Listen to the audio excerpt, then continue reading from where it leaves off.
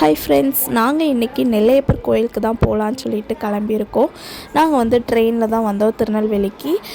வந்துட்டு அப்படியே நெல்லையப்பர் கோயிலுக்கு ஒரு ஆட்டோ பிடிச்சி நாங்கள் வந்து கோயிலுக்கு வந்தாச்சு.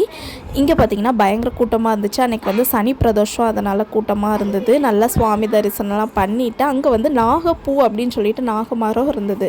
அதை எல்லோரும் அந்த பூவெல்லாம் பறித்து பார்த்துட்டு இருந்தாங்களா. அதில் என்ன அப்படின்னா நாகராஜா மாதிரி அந்த பூ வந்து இருக்குமா. அதை தான் நானும் பார்த்துட்டு சரி ஒரு வீடியோ எடுத்துருவோன்ட்டு எடுத்துகிட்டு இருந்தேன். அதுக்கப்புறம் அங்கே தெப்ப குளம்லாம் இருந்தது. அதில் பார்த்திங்கன்னா குரங்கு வந்து குளிச்சிட்டு இருந்துச்சு. அதை பார்க்குறதுக்கு ரொம்ப ஆச்சரியமாக இருந்துச்சு.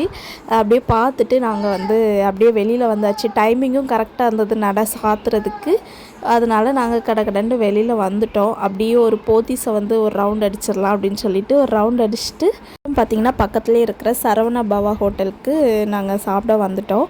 இங்கே வந்து எல்லாேருக்கும் ஒவ்வொன்று வாங்கி ஷேர் பண்ணி சாப்பிட்டுட்டு அப்படியே சாயந்தரம் ட்ரெயினையும் பிடிச்சிட்டோம். நாங்கள் வந்த ட்ரெயினையும் பிடிச்சி அப்படியே வீட்டுக்கு வந்தாச்சு. அவ்வளோதான் ஃப்ரெண்ட்ஸ். நெக்ஸ்ட் வீடியோவில் சந்திப்போம். அது வரைக்கும் பாய்.